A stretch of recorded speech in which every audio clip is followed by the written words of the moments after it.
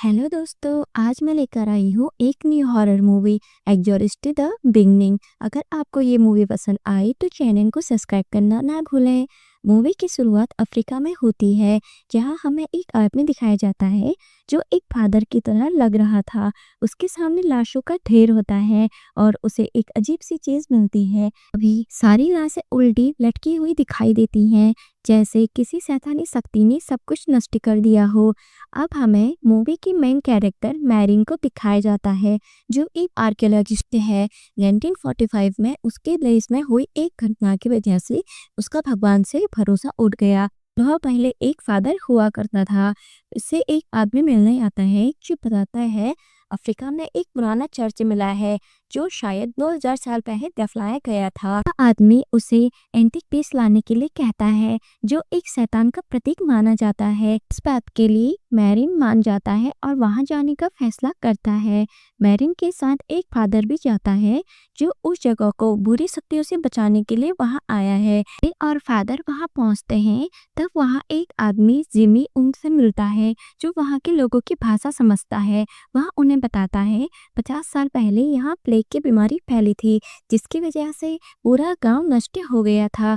फिर हमें एक डॉक्टर दिखाई जाती है, जो गांव के लोगों की मदद कर रही थी। वहाँ एक आदमी आता है जिसका चेहरा काफी खराब हो चुका है और डॉक्टर से उसे जल्दी ठीक करने को कहता है।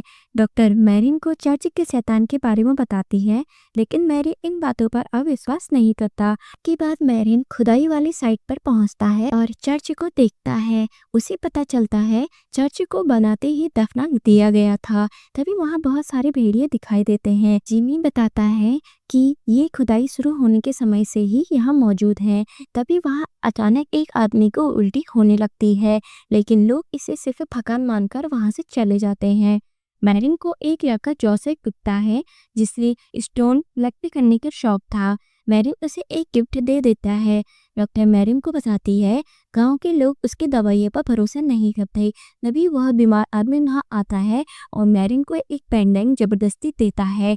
इसके बाद मैरिन चर्च के अंदर चला जाता है, जहाँ उसके साथ फादर और जेमी भी होते हैं। वहाँ उन्हें एक मूर्ति दिखाई देती है, जो उस समय के देवदूत की होती है, जिसे ईश्वर का बहुत प्यारा दूत माना जाता था। लेकिन ईश्वर के खिलाफ विद्रोह करने पर उसे स्वर्ग से निकाल दिया गया था। भी उन्हें फादर के पीछे एक उल्टा क्रॉस दिखाई देता है, जो भगवान का अनादर माना जाता है। जुम्मा बताता है पहले भी एक आदमी यहाँ आ चुका था, लेकिन यहाँ से निकलने के बाद वह पागल हो गया था। जुम्मा मैरिन को उस पागल आदमी के टेंट में लेकर जाता है, जहां मैरिन को कुछ अजीब तस्वीरें दिखाई देती हैं और इस बारे में पता लगाने के लिए वह डॉक्टर के पास चला जाता है। डॉक्टर बताती है वह आदमी को मेंटल ब्रेकडाउन हो गया था, इसलिए गांव के लोग चर्च को श्रापित मानते हैं और बताती है कि पिछले दिनों में गांव के कई लोग अचानक गायब हो गए हैं और किसी को नहीं पता वो लोग कहाँ गए। डॉक्टर मैरिन से बात करते हुए अपना अतीत बताती है कि उसका पति उसे छोड़कर चला गया था। दूसरी तरफ फादर प्रार्थना कर रहे होते हैं, तभी उनका क्रॉस भी उल्टा हो जाता है, जो किसी शैतानी शक्ति के होने का अंदेशा बताता है।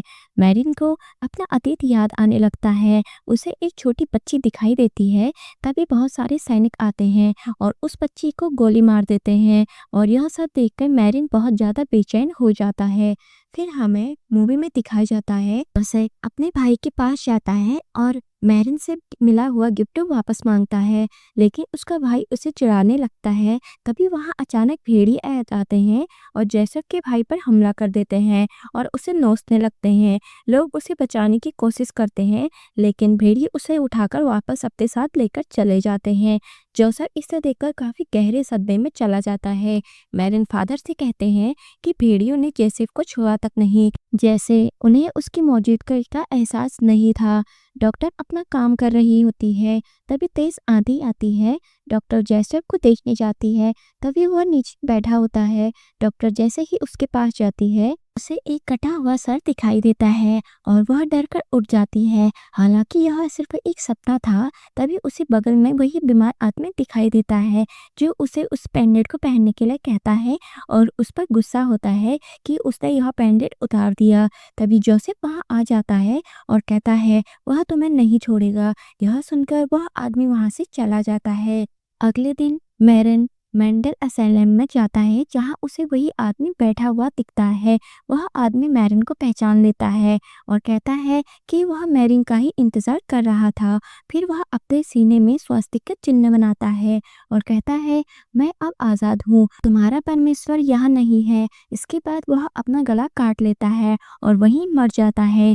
मैरिन बाहर जाता है, तभी एक फादर उसे एक किताब देते हैं और कहते हैं, तुम्हें इस पर भरोसा करना होगा, तभी तुम बच सकते हो। फादर बताते हैं कि दुष्ट आत्माओं को भगाने के लिए 4 पादरी गए हुए थे, जिनमें से 3 मारे गए और एक बचा हुआ था जो शैतान के कब्जे में था और आज उसकी भी मौत हो गई है। मैरिन डॉक्टर से मिलने जाता है और उसे बताता है मेंटल असाइलम का वह आदमी मर चुका है। तभी जोसेफ कांपने लगता है और कमरे में अजीब सी चीजें होने लगती हैं और फिर अचानक सब शांत हो जाता है। मैरिन वहां से पुरानी चर्च में जाता है। दूसरी तरफ एक आदिवासी औरत बच्चे को जन्म देती है, लेकिन वह बच्चा कीड़ों से भरा हुआ था और शैतानी दिख रहा था, क्योंकि मैरिन ने अनजाने में शैतान को आज़ाद कर दिया था। डॉक्टर अपने रूम में होती है, तभी उसे महसूस होता है कमरे में कोई और भी है। तभी अचानक डॉक्टर के शरीर से खून निकलने लगता है। डॉक्टर डर से मैरिन के पास जाती है और दावा करती है कि यहाँ शैतानी शक्तियाँ मौजूद हैं, लेकिन मैरिन को इस पर भरोसा नहीं है। वह डॉक्टर को बताता है चर्च के नीचे एक और जगह है जहाँ इंसानों की बलि दी जाती थी। यह जगह पवित्र करने के लिए उसके ऊपर चर्च बनाया गया होगा। अगले दिन फादर मैरिन को उस बीमार आदमी के घर ले जाने आता है, लेकिन वहाँ पता चलता है वह आदमी अब जिंदा नहीं है, उसके दांत और नाखून ही बचे हुए हैं। फादर बताते हैं कि गांव के लोग अब विद्रोह करने वाले हैं, क्योंकि वहाँ एक औरत ने मरा हुआ बच्चा जन्म दिया है। यही कारण है कि वे इस चर्च को श्रापित मानते हैं। फादर ने सुरक्षा के लिए सेना को बुला लिया, लेकिन मैरिन को लगता है कि सेना चीजों को और बिगाड़ सकती है। मैरिन गांव के लोग के पास जाता है और उनसे प्लेग के बारे में पूछता है। गांव वाले बताते हैं यह प्लेग नहीं था, बल्कि तुम्हारे चर्च के शैतानों ने ये सब किया था। गांव वालों ने बताया कि कल एक बच्चे की मौत हो गई थी, इसलिए तुम्हें जल्दी से जल्दी खुदाई बंद करनी होगी।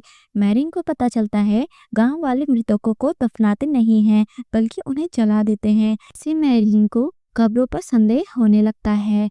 रात में मैरिन उन कब्रों को खोदता है, लेकिन उन्हें वहां खाली पता है और उसे अपना पुराना अतीत याद आता है। नाजियों द्वारा निर्दोष लोगों को बेरहमी से मारा था, जिनका चयन फादर ने ही किया था, और वो फादर और कोई नहीं मैरिन था। दूसरी तरफ गांव के लोगों को लगता है कि जोसेफ ने शैतानी शक्तियां हैं, इसलिए वे उसे बांध देते हैं और मंत्र पढ़ने लगते हैं। वे उसके पेट पर चाकू मारने वाले होते हैं, तभी अचानक से तेज आंधी आती है और सब कुछ हिलने लगता है। फिर शैतानी शक्तियां उन लोगों को मारने लगती है, जिससे वे डर कर वहां से भाग जाते हैं। मैरिन फादर के पास जाता है और उसे पता चलता है जब सेना चर्च में आई थी तब शैतानी शक्तियां उन पर हावी हो गई थी। सेना के सैनिकों ने खुद को ही मार डाला। में से एक पादरी बच गया था, जिसने वहां चर्च बनवाया और उसे दफना दिया ताकि शैतान कैद रहे। इसके बारे में किसी को भी जिक्र करने की अनुमति नहीं थी, लेकिन जब लोगों को इसके बारे में पता चला तो 4 पादरी इसे देखने आए थे। 3 पादरियों ने शैतानी शक्तियों के कारण आत्महत्या कर ली और आखिरी पादरी ने गांव वालों की मदद से उन सभी को दफना दिया। इसके बाद गांव वाले भी अचानक गायब हो गए और वहां एक नकली कब्रिस्तान बना दिया गया ताकि लोग इस जगह से दूर रहें। फादर कहता है, मुझे इस सच का पता लगाने के लिए ही यहाँ भेजा गया था। फादर कहते हैं शैतान उस लड़के के अंदर है, उसने उन आदिवासी लोगों को काफी बुरी तरीके से मारा है। सेना के अधिकारी चर्च के अंदर जाता है, जहां उसे बीमार आदमी क्रॉस पर लटका हुआ मिलता है, जिसे कौवे बुरी तरीके से नोच रहे थे। फिर अचानक शैतान उस पर हावी हो जाता है और वह लोगों के बीच में जाकर गांव के सरदार को गोली मार देता है।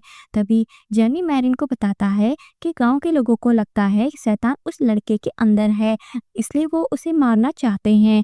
मैरिन बच्ची को बचाने के लिए भागता है।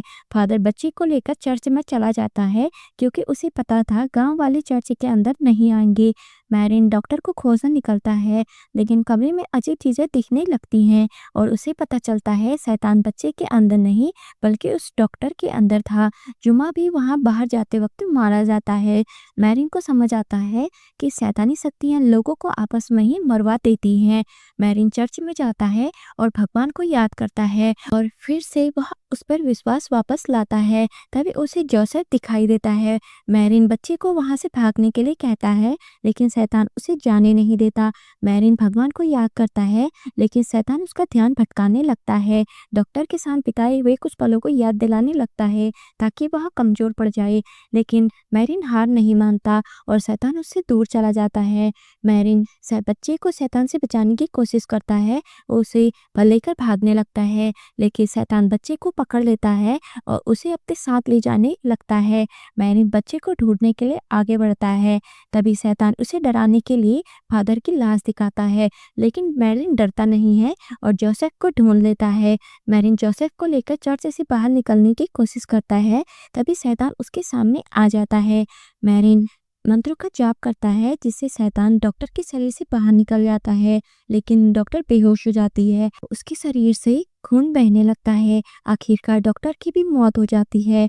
मैरिन और बच्चा चर्च से बाहर निकलते हैं और देखते हैं कि वहाँ सभी लोग मारे जा चुके हैं। इसके बाद हमें मैरिन को दिखाया जाता है, वो उसी आदमी से मिलता है जिसने मैरिन को इस काम के लिए भेजा था। वह आदमी मैरिन से पूछता है कि क्या उसे कोई अनमोल चीज मिली। मैरिन जवाब देता है, हाँ मुझे एक अनमोल चीज मिली, लेकिन मैं इसे किसी को नहीं दे सकता। अब मैरिन भगवान पर विश्वास करने लगा है। वह अनमोल चीज उसका ईश्वर पर भरोसा थी। और मूवी यही खत्म होती है। बाय बाय फ्रेंड्स, से मिलते हैं अगली हॉरर मूवी में। अगर आपको मूवी पसंद आई तो चैनल को सब्सक्राइब करना ना भूलें। Bye bye.